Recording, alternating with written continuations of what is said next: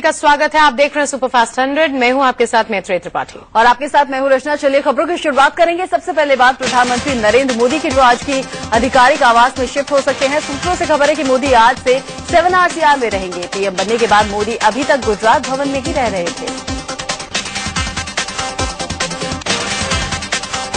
India news को मिली exclusive जानकारी के मुताबिक नरेंद्र मोदी मंत्रिमंडल का विस्तार 15 जून के बाद और बजट सत्र से पहले हो सकता है। इस विस्तार में कुल 25 नए मंत्री शामिल किए जा सकते हैं, जिनमें राज्य मंत्री भी शामिल होंगे। खबर है जिन मंत्रियों के पास एक से ज्यादा विभाग हैं, उनका विभाग बंटकर नए मंत्रियों को एडजस्ट किया जा सकता है।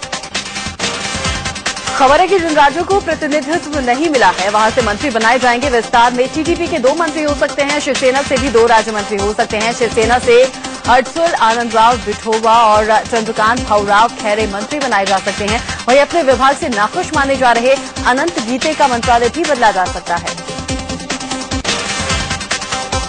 हिमाचल से अनुराग ठाकुर को मंत्री बनाया जा सकता है, जबकि उत्तराखंड से बीसी खंडूरी या भगत सिंह कोश्यारी को मंत्रिमंडल में जगह दी जा सकती है। अभी तक हिमाचल और उत्तराखंड से कोई मंत्री नहीं है। हिमाचल से अनुराग ठाकुर को मंत्री बनाया जा सकता है, जबकि उत्तराखंड से बीसी खंडूरी या भगत सिंह कोश्यारी को मंत्रिमंडल में जगह दी जा सकती है। अभी तक हिमाचल और उत्तराखंड से कोई मंत्री नहीं है।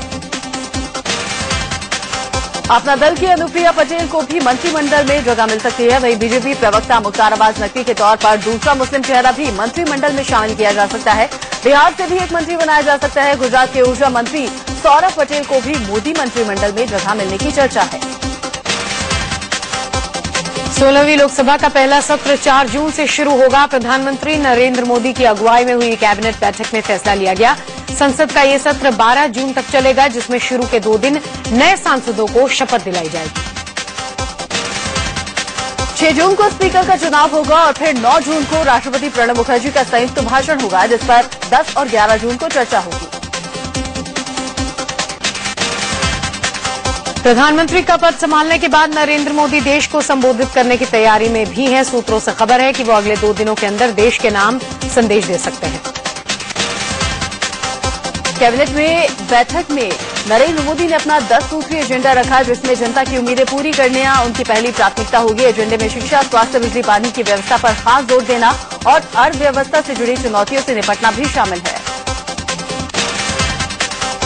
बुनियादी ढांचे को सुधारना और निवेश को बढ़ाना देना मोदी के एजेंडे में है। इसके अलावा पारदर्शिता को बढ़ावा देने के लिए सरकार ई-ऑक्शन करवाएगी। सरकारी नीतियों में स्थायित्व पर जोर होगा और इस पर तय समय सीमा में अमल किया जाएगा। मोदी के एजेंडे में नौकरशाही का मनोबल बढ़ाना भी है, ताकि नतीजों से डरे बिना अफसर काम कर सकें। नए विचारों का स्वागत करने और काम करने की छूट देने की बात मोदी ने कही। साथ ही मंत्रालयों के बीच में आपसी समन्वय बनाने पर भी जोर रहेगा। कैबिनेट बैठक में प्रधानमंत्री नरेंद्र मोदी ने अपने मंत्रियों को पहले 100 दिनों का एजेंडा तय करने को कहा। साथ ही उन्होंने मंत्रियों को 3 मंत्र दिए: गुड गवर्नेंस यानी सुशासन, डिलीवरी और नीतियों को लागू करना। उन्होंने कहा गवर्नेंस, डिलीवरी इज इम्पोर्टेंट। और तीसरा विषय उन्होंने कहा उसके साथ ही साथ इम्प्लीमेंटेशन। इससे पहले मोदी ने सभी कैबिनेट मंत्रियों से कहा कि वो अपने अपने राज्य मंत्रियों को काम का बंटवारा भी कर दें। मोदी ने मंत्रियों से कहा कि राज्य सरकारों से आने वाली चिट्ठियों और सांसदों के साथ साथ आम लोगों के पत्रों को भी गंभीरता से लिया जाए। कैबिनेट बैठक में कई मंत्री बगैर लाल बत्ती वाली गाड़ी से पहुंचे। वित्त मंत्री अरुण जेटली, संसदीय कार्य मंत्री वेंकैया नायडू, मानव संसाधन विकास मंत्री स्मृति ईरानी, परिवहन मंत्री नितिन गडकरी जिन गाड़ियों में आए उसमें लाल बत्ती नहीं लगी थी।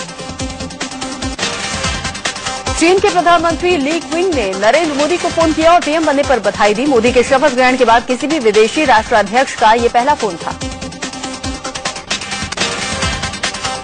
चीन के प्रधानमंत्री और नरेंद्र मोदी के बीच विदेश नीति को लेकर बातचीत हुई। मोदी ने चीनी पीएम से कहा कि वो चीन के साथ सामरिक और कारोबारी संबंध बढ़ाने पर जोर देंगे। मोदी और चीन के पीएम में हुई बातचीत के बाद फौरन एक खबर भी आ गई कि चीन के विदेश मंत्री वांग ई 8 जून को भारत आएंगे। चीनी विदेश मंत्री यहां प्रधानमंत्री नरेंद्र मोदी और विदेश मंत्री सुषमा स्वराज से मुलाकात करेंगे। इससे पहले कल प्रधानमंत्री नरेंद्र मोदी ने वडोदरा संसदीय सीट की सांसदी से इस्तीफा दे दिया। वो वाराणसी के सांसद बने रहेंगे। मोदी वडोदरा और वाराणसी दोनों ही सीटों से जीते थे, उन्हें एक सीट छोड़नी ही थी। ऐसी बातें सामने आ रही हैं कि अमित शाह वडोदरा से चुनाव लड़ सकते हैं। मोदी की सुरक्षा को लेकर प्रधानमंत्री आवास में एक सुरंग बनाई जा रही है। इस सुरंग 7 RCR से सफदरजंग एयरपोर्ट तक जाएगी। इस सुरंग का मकसद पीएम की सुरक्षा और उन्हें भीड़ भाड़ से बचाना होगा। 7 RCR से बन रही सुरंग कुछ इस एनिमेशन की तरह होगी। पीएम आवास से नरेंद्र मोदी की कार निकलेगी और 1.5 किलोमीटर लंबी इस सुरंग में सफर तय करके सफदरजंग एयरपोर्ट तक पहुंचेगी। 2 महीने के भीतर इस सुरंग को बना लेने की खबर है। ये सुरंग Kemal Ataturk road, gold force और सफदरजंग अस्पताल होते हुए सफदरजंग हेलीकॉप्टर हैंगर पर जाकर खत्म होगी। सेंट्रल पब्लिक वर्क्स डिपार्टमेंट ने 2010 में सुरंग का काम शुरू किया था। फिलहाल इस सुरंग को बनाने का जिम्मा DMRC को दिया गया है। मोदी सरकार के अल्पसंख्यक मामलों की मंत्री नजमा हेपतुल्ला के एक बयान पर सियासी हंगामा मच गया है। नजमा ने कहा था कि देश का मुसलमान पिछड़ा जरूर है लेकिन अल्पसंख्यक नहीं है। नजमा ने कहा था कि सिर्फ मुस्लिमों के हित की बात क्यों, ये मुस्लिम कल्याण मंत्रालय नहीं है बल्कि अल्पसंख्यक कल्याण मंत्रालय है। मुस्लिम अल्पसंख्यक नहीं है। तथ्य ये है कि अल्पसंख्यक तो पारसी हैं जिनकी आबादी लगातार कम हो रही है, उन्हें मदद की दरकार है। बवाल मचने के बाद अल्पसंख्यक मामलों की मंत्री नजमा हेपतुल्ला ने सफाई भी दी। उन्होंने कहा कि उनके कहने का ये मतलब था कि अल्पसंख्यकों में पारसी अल्पसंख्यक हैं और मुसलमान बहुसंख्यक। पारसी अल्पसंख्यक हैं।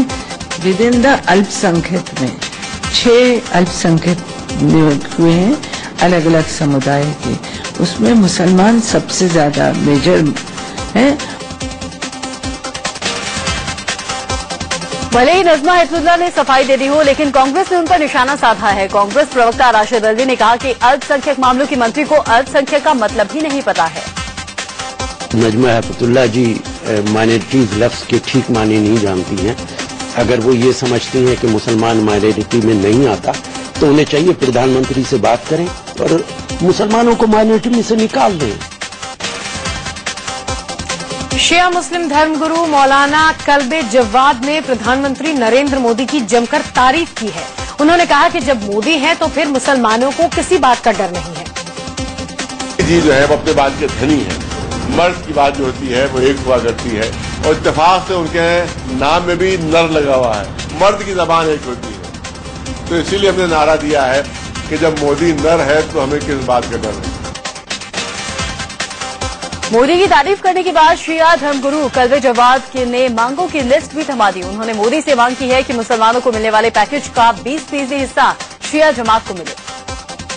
जो भी मुसलमानों को पैकेज मिले उसमें से 20% जो मुसलमानों को जो मिले उसमें से 20% शियों के लिए जो है वो मखसूस होना चाहिए, रिजर्व होना चाहिए, क्योंकि मुसलमानों में 20% शिया। आइटम गर्ल राखी सावंत मानव संसाधन मंत्री स्मृति ईरानी के बचाव में आ गई हैं। राखी ने कहा है कि ईरानी बहुत टैलेंटेड हैं। राखी ने सिब्बल पर निशाना साधते हुए कहा कि विदेश में पढ़ाई करके उन्होंने कौन से झंडे गाड़ दिए। स्मृति जी से पहले जो भी मिनिस्टर रहे होंगे इस पद पे, उन्होंने देश के लिए क्या किया, हालांकि वो भी क्वालिफाइड रहे होंगे। वहीं राखी सावंत ने इंडिया न्यूज से कहा कि वो चाहती हैं कि प्रधानमंत्री नरेंद्र मोदी उन्हें भी स्मृति की तरह अपनी बहन बना ले। मैं तो कहती हूँ मोदी जी मुझे भी बहन बना ले, मैं भी अच्छा काम करूँ। पहले आपने कहा था कि मोदी जी से आपको प्यार है, अब आपने स्टेटमेंट। प्यार तो है ना, हर अपने से बड़े होते हैं उनसे प्यार तो होना ही चाहिए। अपनी शैक्षणिक योग्यता पर सवाल उठने के बाद मानव संसाधन विकास मंत्री स्मृति ईरानी ने कहा कि उनका ध्यान भटकाने के लिए मुद्दे उठाए गए हैं। स्मृति ने यह भी कहा कि काम के आधार पर उनका आकलन किया जाए। मैं इतना ही कहूंगी कि ये सारा विषय इसलिए शायद बनाया गया है ताकि मेरा ध्यान मेरे काम से दूर हट सके। मैं आप सबसे हाथ जोड़कर निवेदन करती हूँ कि मुझे मेरे काम के आधार पर आंकें। स्मृति ईरानी ने यह भी कहा कि पार्टी ने उनकी क्षमता को देखते हुए काम सौंपा है और वो ये काम बेहतर तरीके से कर दिखाएंगी। जम्मू कश्मीर को विशेष दर्जा देने वाले आर्टिकल 370 पर शिवसेना प्रमुख उद्धव ठाकरे ने कड़ा बयान दिया है। उन्होंने कहा है कि अनुच्छेद 370 पर चर्चा करने की कोई जरूरत ही नहीं है, अब कड़े कदम उठाने का समय आ गया है। अब इसके ऊपर ये चर्चा कम होनी चाहिए, बंद होनी चाहिए। जो भी करना है हमें करना चाहिए। अनुच्छेद 370 पर बवाल तब शुरू हुआ जब पीएमओ राज्य मंत्री जितेंद्र सिंह ने कहा कि सरकार 370 पर खुली चर्चा के लिए तैयार है। इस पर जम्मू कश्मीर के सीएम उमर अब्दुल्ला भड़क उठे थे और कहा था कि 370 हटाने की सोची तो जम्मू कश्मीर भारत का हिस्सा नहीं रहेगा। जम्मू कश्मीर के मुख्यमंत्री उमर अब्दुल्ला के अनुच्छेद 370 पर दिए गए बयान के खिलाफ देश के कई इलाकों में विरोध हो रहा है। गोरखपुर में बीजेपी कार्यकर्ताओं ने उमर का पुतला फूंका और उनके खिलाफ नारेबाजी की। मोदी सरकार के नंबर 2 मंत्री राजनाथ सिंह ने कल औपचारिक तौर पर गृह मंत्री का चार्ज ले लिया। मंत्रालय जाकर उन्होंने कार्यभार संभाला। अफसरों ने इस मौके पर गुलदस्ता भेंट कर उन्हें बधाई दी। गृह मंत्री के तौर पर पदभार संभालने से पहले राजनाथ सिंह ने देश के पहले गृह मंत्री सरदार पटेल को याद किया। वो सरदार वल्लभ भाई पटेल की प्रतिमा के पास गए और फूल चढ़ाए। राजनाथ ने गृह मंत्री का पदभार संभाला और उनके डिप्टी किरण रिजिजू ने गृह राज्य मंत्री का चार्ज लिया। मंत्रालय जाकर रिजिजू ने अपना कामकाज भी शुरू कर दिया। कैबिनेट मंत्री नितिन गडकरी ने गुरुवार को अपना कार्यभार संभाल लिया। गडकरी मोदी सरकार में भूतल परिवहन मंत्री बनाए गए हैं। साथ ही उन्हें जहाज उड़ानी मंत्रालय का भी जिम्मा दिया गया है। प्रकाश जावड़ेकर ने पर्यावरण राज्य मंत्री का कार्यभार गुरुवार को संभाल लिया। 27 मई को पहले ही सूचना प्रसारण मंत्री का चार्ज संभाल चुके हैं। टीडीपी कोटे से इकलौते मंत्री बनाए गए अशोक गजपति राजू ने भी कल अपना कार्यभार संभाल लिया। गजपति को नागरिक उड्डयन मंत्रालय का जिम्मा सौंपा गया है। पूर्व सेनाध्यक्ष जनरल वीके सिंह ने नॉर्थ ईस्ट रीजन के मंत्री के तौर पर अपना कार्यभार संभाल लिया। उन्हें राज्य मंत्री बनाया गया है। रेल मंत्री सदानंद गौड़ा ने पीएम नरेंद्र मोदी से मुलाकात की। दोनों के बीच क्या बात हुई ये खुलासा नहीं हो पाया, लेकिन समझा यह जा रहा है कि दोनों के बीच गोरखधाम रेलवे हादसे को लेकर बात हुई। कांग्रेस नेता टी मुस्तफा को राहुल गांधी के खिलाफ बयानबाजी करना महंगा पड़ गया है। पार्टी ने मुस्तफा को सस्पेंड कर दिया है। उनके खिलाफ जांच बिठा दी गई है। दरअसल मुस्तफा ने राहुल को जोकर कहा था और बयान दिया था कि उन्हें पार्टी के सभी पदों से हटा देना चाहिए। केरल के पूर्व मंत्री और वरिष्ठ कांग्रेस नेता टीएच मुस्तफा ने लोकसभा चुनाव में करारी हार का ठीकरा राहुल गांधी पर फोड़ा था। मुस्तफा ने राहुल को जोकर कहकर हार का जिम्मेदार ठहराया और पार्टी से इस्तीफा देने की मांग की थी। केरल के वरिष्ठ कांग्रेसी नेता टीएच मुस्तफा ने राहुल गांधी को पद से बेदखल तक करने की मांग की है। उन्होंने कहा था कि राहुल के चलते हम चुनाव हारे और अगर वो कांग्रेस अध्यक्ष पद से इस्तीफा नहीं देते तो उन्हें जबरन हटा देना चाहिए। कांग्रेस नेता मुस्तफा ने यह भी कहा था कि कांग्रेस की कमान अब प्रियंका गांधी के हाथों में सौंप देनी चाहिए और उन्हें ही कांग्रेस अध्यक्ष बना दिया जाना चाहिए। उन्होंने कहा था कि राहुल का व्यवहार जोकरों जैसा है और उनकी अगुवाई में पार्टी का भला नहीं होने वाला। राहुल गांधी पर अपने ही नेता के इस तरह के हमले से कांग्रेस सख्ते में है। कांग्रेस के प्रवक्ताओं ने एक सुर में मुस्तफा के बयान का विरोध किया।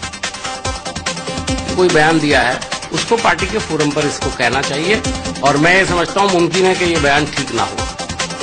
आउट ऑफ फ्रस्ट्रेशन इस तरीके के बयान दे रहे हैं। अगर वो ये बयान न देते तो शायद मीडिया के अंदर उनका नाम नहीं छपता। नई सरकार में कांग्रेस अध्यक्ष सोनिया गांधी के दामाद रॉबर्ट वाड्रा को मिल रही सुरक्षा जांच में छूट खत्म हो सकती है। नागरिक उड्डयन मंत्री अशोक गजपति राजू ने कहा कि आमतौर पर हर भारतीय को सुरक्षा जांच से गुजरना चाहिए।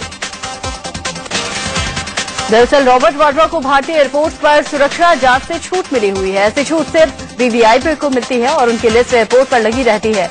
रॉबर्ट वाड्रा का नाम भी इस लिस्ट के आखिर में है, लेकिन उसके आगे इनका पद नहीं लिखा गया है। वाड्रा के अलावा 26 और वीआईपी की सुरक्षा जांच की समीक्षा हो सकती है। मैनपुरी लोकसभा सीट से मुलायम के परिवार का कोई सदस्य प्रत्याशी बनाया जा सकता है। खबर है कि मुलायम अपने ही परिवार से किसी को यहां से उतारकर अपनी पुश्तैनी सीट बचाने की जुगत में लगे हैं। मुलायम ने मैनपुरी और आजमगढ़ सीट से चुनाव लड़ा था और दोनों पर जीत दर्ज की थी। अब मुलायम ने मैनपुरी सीट छोड़ दी है।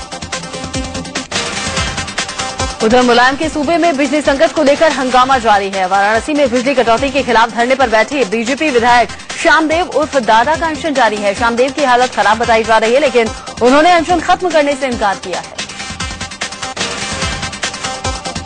यूपी में बीजेपी ने बिजली कटौती के खिलाफ पूरे प्रदेश में हल्ला बोल दिया। लखनऊ में प्रदेश अध्यक्ष लक्ष्मीकांत वाजपेयी की अगुवाई में सैकड़ों कार्यकर्ताओं ने बिजली मुख्यालय के सामने प्रदर्शन किया। इनका आरोप है कि यूपी सरकार बदले की भावना से बिजली कटौती कर रही है।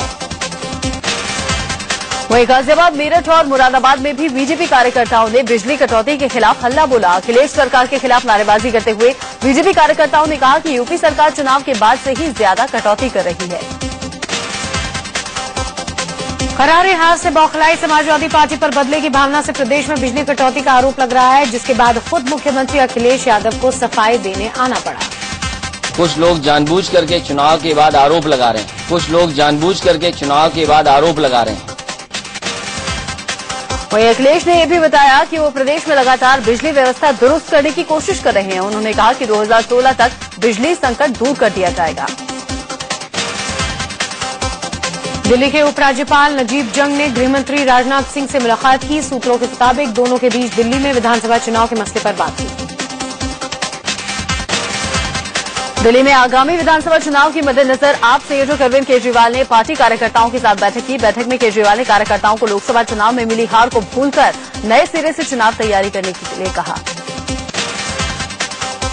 केंद्रीय स्वास्थ्य मंत्री डॉक्टर हर्षवर्धन ने विधायक पद से इस्तीफा दे दिया है। साथ ही उन्होंने दिल्ली बीजेपी के प्रदेश अध्यक्ष पद से भी त्यागपत्र दे दिया है। दिल्ली में बीजेपी मुख्यालय के बाहर कई लोगों ने विरोध प्रदर्शन किया। ह्यूमन ट्रैफिकिंग के एक मामले में एक लड़के को विदेश में नौकरी दिलाई गई, बाद में ईरान में ही उसकी मौत हो गई थी। परिवार बेटे को इंसाफ दिलाने की मांग कर रहा है।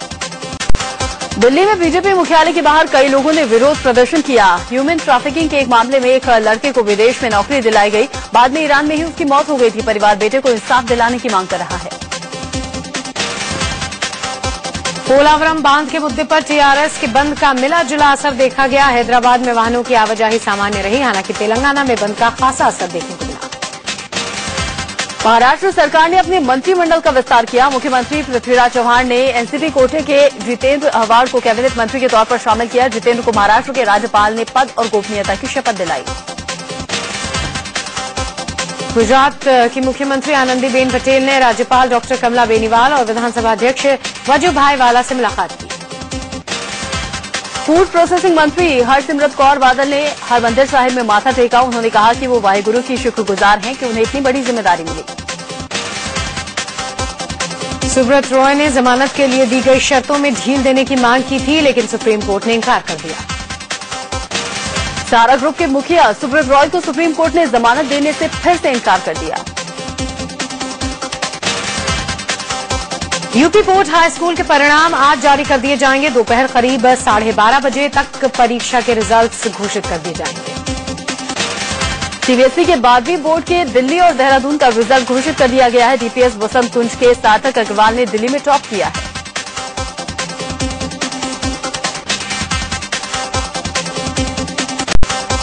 ब्रेक के बाद पहली खबर मुंबई से। मुंबई के अंधेरी में नाइट क्लब में गोली चलने से हड़कंप मच गया। नाइट क्लब में एक लड़की से छेड़छाड़ हुई। जब लड़की ने इसकी शिकायत मैनेजर से की तो आरोपी ने मैनेजर को ही गोली मार दी। भोपाल में झुग्गियों में भीषण आग लगने से 25 झुग्गियां जलकर खाक हो गईं। दिल्ली के सुल्तानपुर इलाके में लगी आग में 100 झुग्गियां जलकर खाक हो गईं। बदायूं में 2 बहनों के साथ गैंगरेप और उनकी हत्या के मामले में पुलिस ने एक आरोपी सिपाही समेत 3 लोगों को गिरफ्तार किया है। इस पूरे मामले में पीड़ित परिवार सीबीआई जांच की मांग कर रहा है। उधर महिला आयोग ने भी मामले को संज्ञान में लिया। आयोग ने दिल दहलाने वाली इस वारदात के बाद जांच दल बनाया है। ये टीम मौके से एक रिपोर्ट भेजेगी। दरअसल यूपी के बदायूं में गैंगरेप के बाद 2 बहनों को फांसी पर लटका दिया गया। दिल्ली के उस्मानपुर इलाके में एक लड़के की लाश मिलने से सनसनी फैल गई। युवक के सिर पर कांच से वार किया गया था। दिल्ली से सटे गाजियाबाद में बदमाशों ने लूटपाट की वारदात के बाद एक महिला को मौत के घाट उतार दिया। कानपुर रेलवे पुलिस ने सेना के एक जवान को महिलाओं से छेड़छाड़ करने के आरोप में गिरफ्तार किया है।